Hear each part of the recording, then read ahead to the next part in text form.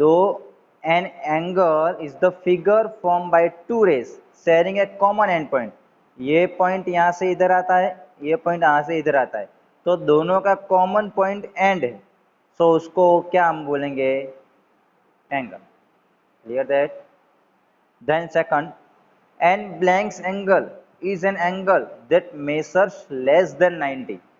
ये आपने पढ़ा हुआ है कि बिलो 90 तो क्या आएगा, acute angle, above 90 obtuse angle, and 90 so right angle. Clear that? ये तीनों आपने पढ़ा हुआ है, फोर्थ में भी आ गया, फिफ्थ में भी है, सिक्स में भी है। Clear that? तो अभी सेवन में इससे थोड़ा ज़्यादा आएगा। हमको ये तीन पता है कि बिलो 90 मेसर से बिलो होगा, कम होगा, तो उसको हम क्या बोलेंगे, एक्यूट एंगल। अगर 90 होगा तो क्या बोलेंगे, right angle. And above 90 messrs से ज़्यादा किसी का भी मेसर्स होगा तो उसको हम क्या बोलेंगे, obtuse angle. Okay that?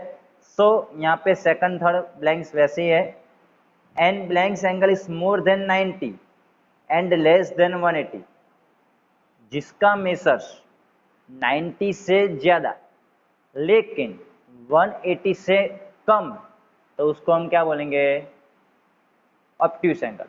Clear that? So next, an angle whose measures is exactly 180, जिसका मेसर एग्जैक्टली 180 होता है तो उसको हम बोलेंगे स्ट्रेट एंगल। क्या बोलेंगे, स्ट्रेट एंगल। ये आपके लिए नया है, ये स्टैंडर्ड में यहाँ पे यहाँ तक एक्यूट ऑब्ट्यूस और राइट एंगल पड़ा हुआ है, लेकिन स्ट्रेट एंगल आएगा वो आपके लिए नया है। तो जिसका मेसर्स 180 होता है उसको हम क्या बोलेंगे, स्ट्रेट एंगल। 180 से अबोव या बिलो नहीं, ओनली 180, तो उसको हम क्या बोलेंगे। अगर 179 आया तो क्या बोलेंगे उसको, तो ऑब्ट्यूस बोलेंगे। क्यों? क्योंकि यहाँ पर क्या लिखा हुआ है, मोर देन 90 एंड लेस देन 180, तो 179 वो लेस देन हुआ, तो उसको हम क्या बोलेंगे, ऑब्ट्यूस एंगल। लेकिन 180 आंसर आए, 180 करना फाइंड आउट करना है, तो उसको हम क्या बोलेंगे, straight angle. Clear that? 5 number, measures of two complementary angle add up to। अभी जो कॉम्प्लीमेंट्री एंगल किसे कहते हैं हम, जो 90 और 90 से बिलो, उसको हम क्या बोलेंगे, कॉम्प्लीमेंट्री एंगल। तो दो कॉम्प्लीमेंट्री एंगल ऐड करेंगे तो कैसे ऐड करेंगे, तो 90 ऐड करेंगे, क्योंकि कॉम्प्लीमेंट्री एंगल तो 90 होता है, और सप्लीमेंट्री एंगल 180। सप्लीमेंट्री एंगल 180, जिसका टोटल 180 होता है उसको हम क्या बोलेंगे, supplementary angle.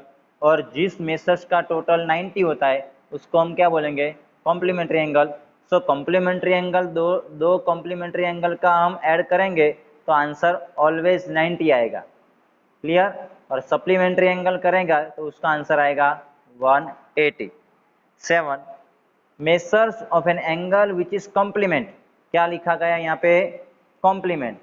N angle is 70 is, अभी यहाँ पे कॉम्प्लीमेंट्री एंगल, तो हमको पता है कॉम्प्लीमेंट्री एंगल का टोटल कितना होता है, 90, तो उनमें से एक मेसर्स दिया गया है 70, सो दूसरा क्या आएगा, 70 में से हमको माइनस करना पड़ेगा। 70 में से 90 में से 70 हमने माइनस किया, क्या आएगा आंसर, दूसरा एंगल क्या होगा, 20, क्योंकि हमको पता है दोनों का टोटल 90 होना चाहिए। अभी एक एंगल 70 है तो दूसरा क्या आएगा, 90 में से 70 माइनस करेंगे हम, सो दूसरा एंगल 20 आएगा। Messrs of an angle which is supplement, यहाँ पे supplement of an angle is 120 is, यहाँ पे एक एंगल का टोटल कितना दिया गया है, 120, तो सप्लीमेंट्री एंगल है तो किससे हमें माइनस करना है, सप्लीमेंट्री एंगल का टोटल क्या है, हमें आगे पढ़ा हमने 180, तो 180 में से 120 माइनस करेंगे, आंसर क्या आएगा, 60। Clear all of you? Okay. 9 number, two angles of a linear pair add up to, अभी देखो यहाँ पे लीनियर पेयर है, तो लीनियर पेयर का टोटल क्या होता है 180। ये भी आपने 6 स्टैंडर्ड में पढ़ा हुआ है। लीनियर पेयर आ चुका है, तो हमको पता है लीनियर पेयर का टोटल क्या होता है 180। तो 180 तक हम उसको ऐड करेंगे तो आंसर ऑलवेज 180 आएगा। Clear that?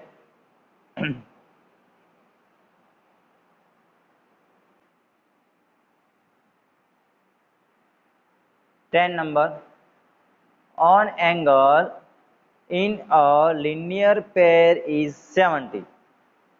वन एंगल है लीनियर पेयर का, वो 70 है, तो the measures of the other angle. So simple, linear pair है तो क्या करेंगे हम 180 में से एंगल माइनस करेंगे, क्या आएगा आंसर 110। 180 में से 70 हमने माइनस किया, क्या आएगा answer 110। Clear? 11 number, angle AOC, ये जो फिगर है उसको हम क्या बोलेंगे angle AOC and angle DOB are vertically opposite angle.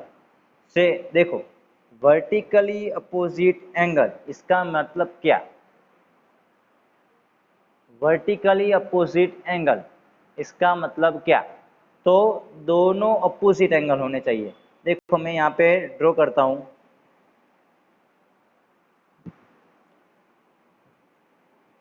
AOC BOD, तो ये एंगल और ये एंगल दोनों सेम होने चाहिए। क्यों सेम होने चाहिए? दोनों सामने सामने अपोजिट है। सो ये नियम से हमारा कि vertically opposite angle are always same. Clear that? So यहाँ पे क्या बोला गया है, angle AOC is 50, then DOB, अभी देखो AOC कहाँ पे है, ये रहा AOC, ये 50 है, तो BOD ये कितना होना चाहिए? मैंने क्या बोला, वर्टिकली अपोजिट एंगल दोनों सेम होने चाहिए, तो DOB भी क्या होगा 50 ही आएगा। क्यों? वर्टिकली अपोजिट एंगल बोला गया है इसलिए। Clear that?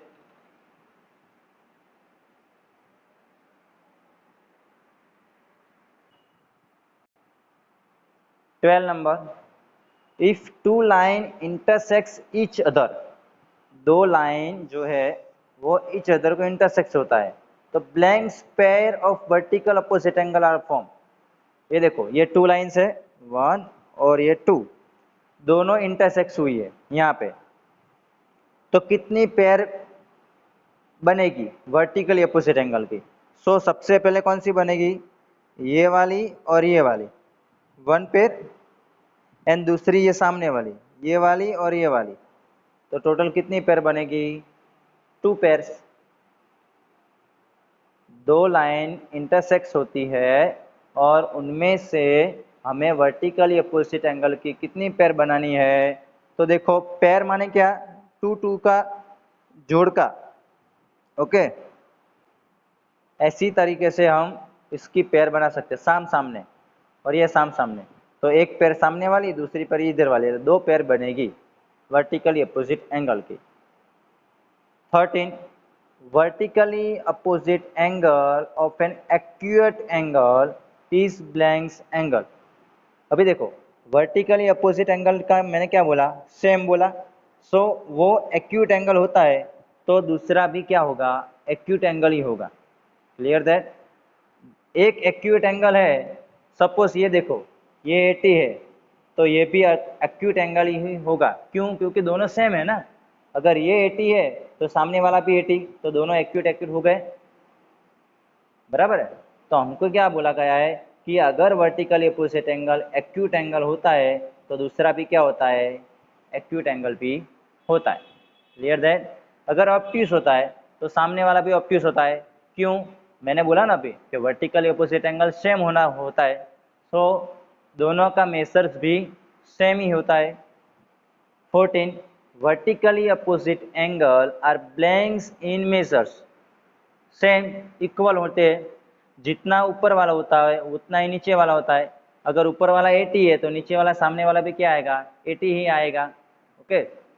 15 number, two lines lying in the same plane that do not intersect are called. दो लाइन है, देखो ये मैं दो लाइन करता हूँ, सेम प्लेन मतलब सेम वे जा रही है यहाँ से यहाँ तक, बट डू नॉट इंटरसेक्स, एक दोनों को इंटरसेक्स नहीं हो रही है, तो उसको हम क्या बोलेंगे, पैरेलल लाइन। दोनों पैरेलल है ना, इंटरसेक्स नहीं होती है, जो इंटरसेक्स होती है तो उसको हम दूसरा बोलेंगे, लेकिन यहाँ पे क्या बोला गया है, डू नॉट इंटरसेक्स, इंटरसेक्स नहीं होती है, तो क्या है, दोनों parallel line. First, a blanks has neither starting point nor end point. कौन सा वो शख्स है जो स्टार्टिंग पॉइंट और एंडिंग पॉइंट नहीं होता है। देखो तीन ऑप्शंस दिए गए हैं, लाइन, लाइन सेगमेंट एंड रे। तो देखो लाइन में क्या होता है, यहाँ से स्टार्टिंग और एंडिंग कुछ भी नहीं, डायरेक्ट जितना चाहे उतना हम कर सकते हैं। लाइन सेगमेंट में कैसा होता है, यहाँ से पॉइंट डाला और यहाँ से पॉइंट, दो पॉइंट होते हैं। और रे में क्या होता है, एक बार पॉइंट डाला और दूसरी बार ऐसा क्रॉस होता है। सो स्टार्टिंग पॉइंट और एंडिंग पॉइंट किस में नहीं होते हैं, नेदर, किस में नहीं होते हैं, तो लाइन में नहीं होते। Clear that. Second, A blanks has one and point, and point one, एक ही एंड पॉइंट। तो ये देखो रे, रे में ओनली वन ही पॉइंट रे है। देखो ये क्रॉस है तो एंड पॉइंट ओनली वन, तो कहाँ पे होता है, रे में। लाइन सेगमेंट में नहीं, दो होते हैं, और लाइन में तो होते ही नहीं है एंड पॉइंट और स्टार्टिंग पॉइंट। तो वन एंड पॉइंट किस में होते हैं, रे में। रे P Q is represented, P Q को रे में लिखना है तो हम कैसे लिख सकते हैं, तो ऐसे लिख सकते हैं, पी क्यू ऐसे रो, इसको हम क्या बोलेंगे, रे। और दोनों बार होता है उसको हम क्या बोलेंगे, सेगमेंट। और ये लाइन, ये इसको क्या बोलेंगे, लाइन पी क्यू, इसको बोलेंगे लाइन सेगमेंट पी क्यू, और इसको बोलेंगे रे P Q. Clear that. 4 number का, रे ए बी एंड रे ए सी फॉर्म्स। देखो अभी ए बी और ए सी, तो देखो यहाँ पे मैं लिखता हूँ ए बी और ए सी क्रॉस में, तो क्या बनेगा, ये सी ए बी और बी ए सी दोनों चलेगा। फिर से ए बी यहाँ पे रहे, ए सी यहाँ पे रहे, तो बी ए सी वो भी चलेगा, और एंगल सी ए बी ये दोनों चलेगा। अब इन दोनों में से ऑप्शन में क्या दिया गया है, ये वाला फर्स्ट वाला, तो ये हमारा आंसर। Clear that. दोनों फॉर्म्स में लिखना है, ए बी और ए सी, तो ए बी इस तरह से और ए सी इस तरह, दोनों में ए कॉमन है, तो ए बीच में रखेंगे। अब 5 number, the common point where angle form. ये देखो ये दोनों कॉमन पॉइंट, तो ये कॉमन पॉइंट है, तो उसको हम क्या बोलते हैं, वर्टेक्स। क्या बोलते हैं हम उसको, वर्टेक्स। ये जो दोनों कॉमन पॉइंट है उसको हम क्या बोलते हैं, vertex. 6 number, angle M N O and angle P Q R are blanks angle if angle MNO 35 and angle PQR 55। फिर से अगर हमको क्या पता चलना है कि MNO 35 है और PQR 55 है, तो वो दोनों कौन सा एंगल है। अभी इन दोनों का टोटल करो, 55 और 35, क्या आएगा आंसर, 90। सो 90 कौन सा है, 90 किसे कहते हैं हम, कॉम्प्लीमेंट्री एंगल को। सो यहाँ पे आएगा क्या आंसर, कॉम्प्लीमेंट्री एंगल। इन दोनों का टोटल को करो, पी क्यू आर और एम एन ओ का, 35 प्लस 55, आंसर आएगा 90। तो 90 वो क्या है, कॉम्प्लीमेंट्री एंगल है। सो एम एन ओ और पी क्यू आर वो दोनों कौन से एंगल है, complementary angle. 7, if two angles are supplementary as well as vertically opposite angle. देखो दो एंगल सप्लीमेंट्री है और दोनों वर्टिकली अपोजिट एंगल है, यानी वर्टिकली अपोजिट एंगल माने सेम। वर्टिकली अपोजिट एंगल माने क्या? सेम, वो तो हमको पता ही है, दोनों वर्टिकली, यानी एक ये जितना होगा उतना ही ये होगा। लेकिन क्या बोला? Supplementary angle. तो सप्लीमेंट्री एंगल कितना होता है? 180। लेकिन 180 में से हम कौन सा एंगल सेम होना चाहिए?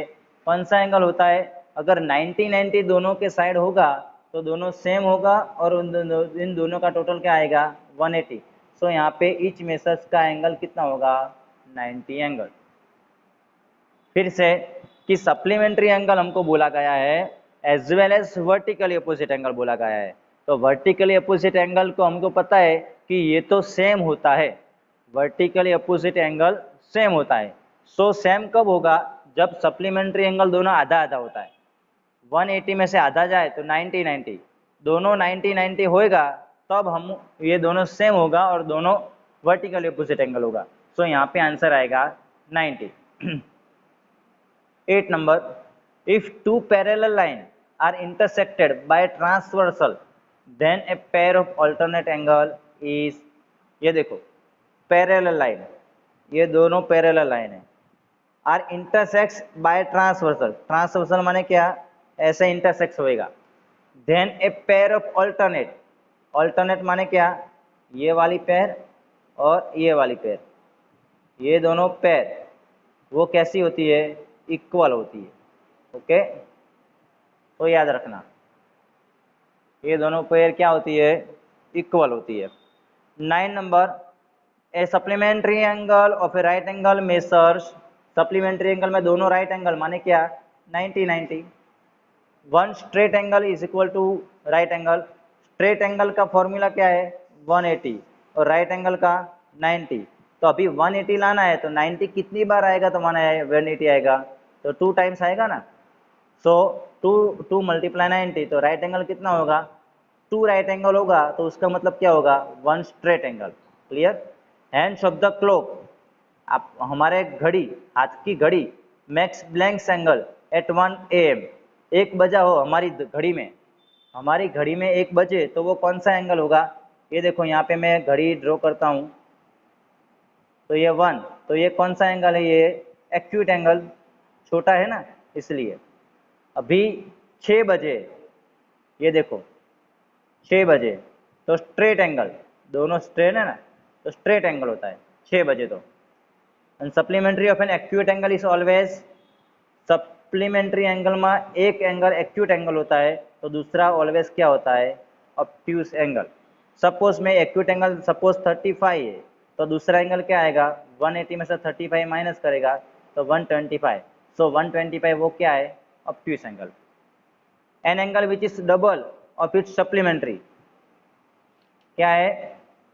The angle which is double of its supplementary, दो एंगल डबल होता है तो क्या होता है? 120 आंसर आता है। Sum of interior angle on the same side, transversal of 2 parallel line. Sum of interior angle, देखो 2 पैरेलल लाइन, उसको ट्रांसवर्सल, और इंटीरियर माने क्या? दोनों इस साइड का, उसका पैरेलल लाइन कितनी होती है? तो 180 उसका मेसर्स, ये भी फॉर्मूला से। Clear that?